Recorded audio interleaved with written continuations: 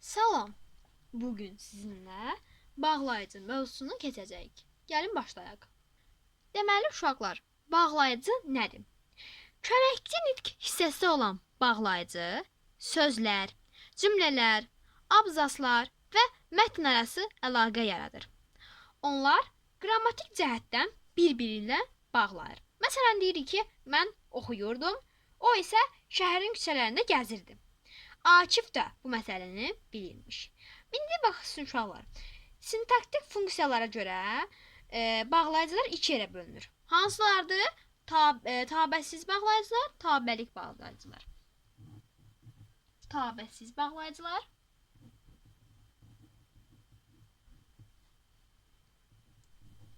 tabəsizlik bağlayıcıları, bir də ki tabelik bağlayıcılar. Tabelik bağlayıcılar. İndi əziz şagirdlər, biz deyirik ki, tabesiz bağlayıcılar nədir? Tabesiz bağlayıcıları bərabər hüquqlu üzvlər, yəni cümlənin həm cins üzvlərini tabesiz mürəkkəb cümlənin tərəflərini bağlayır. Deməli dedik ki, tabəsiz də iki dənə yerə ayrılır. Onlar hansılardır? Onu isə yaşıl rənglə qeyd edək. Bir dəqiqə.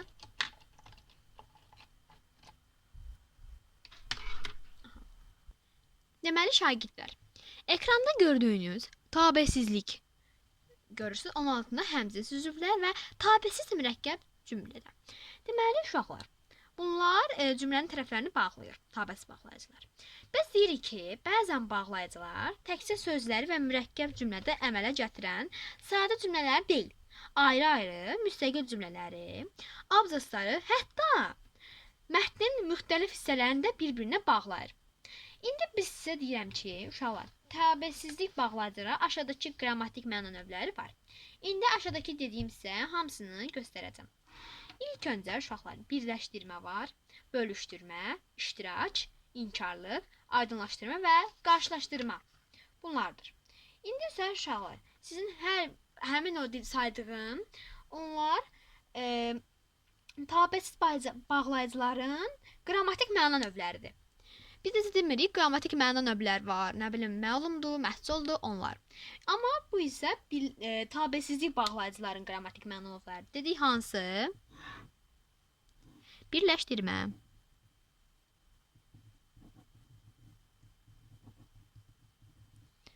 Birləşdirmə.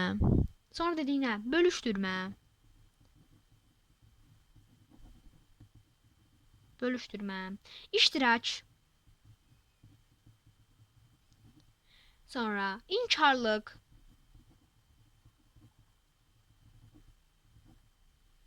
aydınlaşdırma və qarşılaşdırma.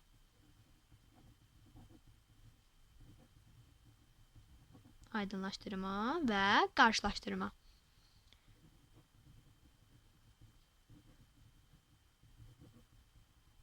Uşaqlar, gördüyünüz bunların hər birinin öz şəkilçisi var. İndi isə gəlin baxaq. Şəkilçi deməyək, özünə aid yəni sözlər var. Bax, məsəl üçün deyirik, birləşdirmə də deyirik. Və ilə. Məsələn deyirik ki, Həsən və Akif kəndə gedəcəklər. Burada məsəl üçün deyirik, onun getməyi ilə qayıtmağı bir oldu. İlə və. Və də ilə. ilə. Və ilə. Sonra deyə bilərik başqa nə? Bölüşdürmə gah da. Amma ancaq. Yox, qarışdırdım, üzr istəyirəm. Bölüşdürmə deyirik ki, ya da, ya da ki və yaxud gah da, istərsə də. İndi mən bəzilərini yazacağam bura. Gah da. Sonra ya da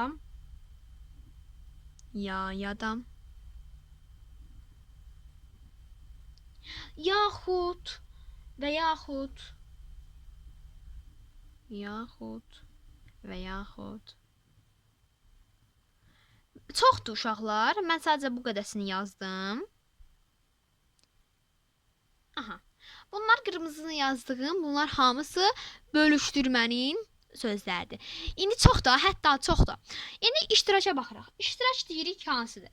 Məsələn, həm, həm də, hətta, da, də bunlar iştirak bağlayıcıların sözləridir. Məsələn, deyirik ki, o cümlədən, o sıradan, nəinki, hətta, ha belə, həmçinin çoxdur bu da. Məsələn, deyirik ki, bölüşdürmə etməyən söz deyək, cümlə deyək. İstər bəstəkar ol, istər rəssam ol. İstər bəstəkar ol, istər rəssam ol. İstər aid dedik.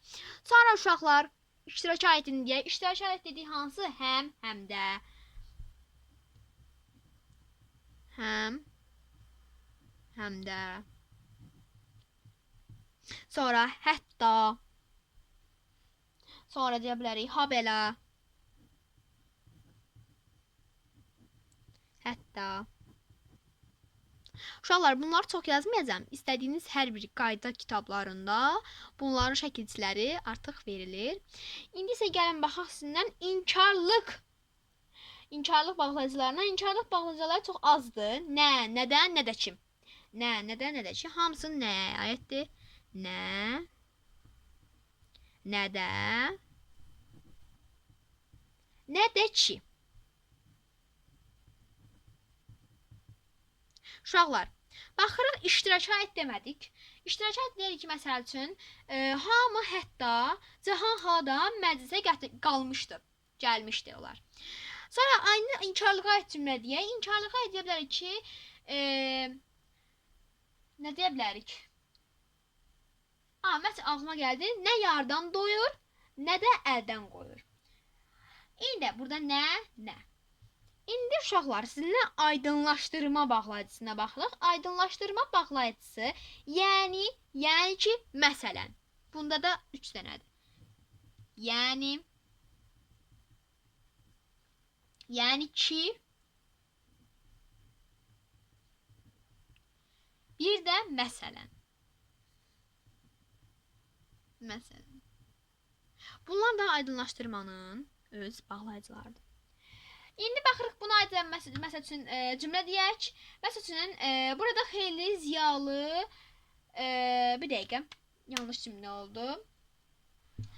Bunları bizə, yəni alim oğullarına heç bir adiyyəti yoxdur. Bunlardan yəni desək aydınlaşdırma bağlayıcısının da sözləri yəni ki, məsələndir. Son qarşılaşdırma bağlayıcısı qalıb. Onun da amma, ancaq, lakin, fəqət, isə, amma, ancaq, lakin yazacağam mən bura. Amma, ancaq, lakin. Uşaqlar, yenə dediyim kimi, bunları, bağlayıcıları gördüyünüz kimi hər bir qayda kitabında tapa bilərsiniz. Hədəfdən ola bilər. Məsəl üçün, dərsliklərdə çox az verilir. Ona görə dərsliklər sadəcə cümlələr verir. Cümlələr də çox az verir. Hədəfdən ola bilər, başqa güvənin kitablarından ola bilər. Qaydalar hamısı çox yaxşı verilib. İndi isə sizinlə bağlayıcının tabelik bağlayıcılarına keçək. Uşaqlar, bağlayıcı dərsinin içərisində tabeliki part 2-də keçəcəm. Bu part 1-dir. Həmin bu dərsimizdə uşaqlar, sizinlə mən indi isə biraz da qoşma haqqında danışaq. Az da qoşma haqqında danışaq, görək qoşma nədir? Bağlayıcının tabesizliyini tam izah etdim. İndi gələn dəfə isə tabelik mövzusunu izah edəcəm. İndi isə gəlin bağlayıcı mövzusuna qoşma. Üzrlü sayın. Qoşma mövzusunun biraz da onun haqqında məlumat verək. Çünki bizim bəzi şagirdlərimizin KSG və BSG-si yaxınlaşır. Ona görə də onlara yardım edək və onlara faydalı videolar çəkək. Gəlin elə qoşma haqqında da qısaca məlumat verək. Mən əsli sizə qoşmanın başqa bir videoda da izahını çəkə bilərdim. Amma bizim bu gözəl şagirdlərimizə yardım edək. Gəlin elə başlayaq, kömək. Onlara faydalı videolar çəkək ki, onlar da öyrənsinlər. Gəlin başlayaq. Deyək, uşaqlar, qoşma nədir? Deyirik ki, qoşma ismin adlıq, yəlik, yönlük və çıxışlıq hallarında olan sözlərə qoşularaq müəyyən məna çalarları yaradan köməkçi hissələrindən qoşma deyilir. Məsəl üçün evə kimi, səndən başqa, bunun üçün, quş tək və ya və s. Çoxdur uşaqlar. Qoşmanın başqa köməkçi nitq hissələrindən fərqlənən əsas cəhətlərindən biri də onun qoşulduğu sözlə birlikdə cümlə üzvü olması, məsələn, cümlə üzvü olmasıdır. Məsələn ki, aslı cümlə üzvü. Sənin üçün darıxıram. Bunlar sənə aiddir. Bunlar nədir? Aslı cümlə üzvüdür. Şöyle biz deyirik ki, qoşmaların hamısı quruluşla sadə olur. İsmin halları ilə birləşməsinə görə qoşmalar aşağıdakı qrupa bölünür. İndi aşağıdakı qrupu mən bura çəkəcəm isə onun haqqında da məlumat verəcəm. Uşaqlar, sizə sualda düşə bilər ki, qoşmaların hamısı quruluşda sadə olur. Deməli, qoşmaların hamısı sadə olur. Bu cümləni qayda dəftərinizə bir zəhmət açın, yazın. Çünki biz əminik ki, biz bunu sizə deyirik. Qoşmaların hamısı sadə olur deyirsə, bu hər hansı bir testdə düşəcək, deyəcək ki, uşaqlar, sual verəcək. Qoşmaların hamısı sadə olur, sualı şərt qoyacaq. Aşağısına bəli yazacaq, ya hamısı sadə olur, yazı sadə olacaq, ya mürəkkəb, ya bəli, xeyr. Belə bir sual düşəcək uşaqlar. İndi isə sizdə ismin adlıq, yəlik halda işlənən qoşmaları sizə deyirəm. Deməli, əziz şagirdlər, ekranda vərəq gördüyünüz kimi bu ismin adlıq, yəlik halı, ismin adlıq və yəlik halı ilə işlənən qoşmalardır. Baxırıq birinci. Birinci yazılıb nə? Kimi, qədər, tək, ca. Ca, cə. Bənzətmə, müqayisə. Məsəl üçün deyirik. Bənzətmə müqayisə bildirir. Məsələn deyirik ki, sənin kimi dostun ola bilərdi. Sənin kimi dostum ola bilərdi. Ca təkə deyə bilərik.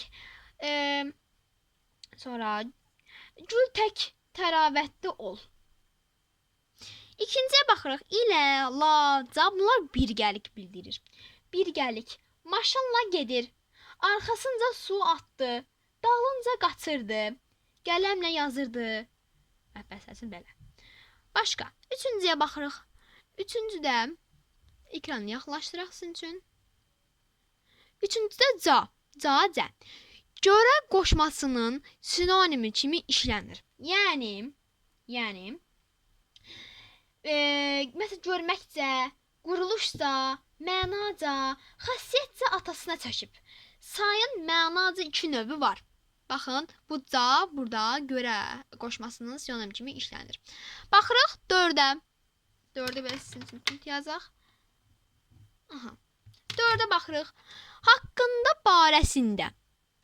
Aidlikdir. İndi bunu deyək. Haqqında, barəsində aidlik bildirir. Məsələn, sənin haqqında çox eşitmişəm. Sənin barəndə mənə danışıblar. Bu aidlikdir. Yəni sənin haqqında, bu sənə aiddir.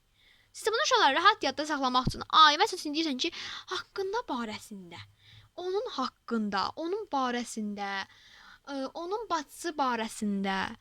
Yəni ki, ona məxsus olan, ona məxsus və yaxud da sənə məxsus, sənin haqqında, sənin barəndə, onun haqqında, onun barəsində bu nədir? Aidlikdir. Yəni birgəlikdir deyəndə ki, uşaqlar, birgəlik nə deyirik ki? Maşınla gedir. Məsəl üçün, maşınla. Kim gedir? O. Kimlə gedir? Birgəlik halında. Sonra uşaqlar, davam edək. 5. Üçün uğrunda naminə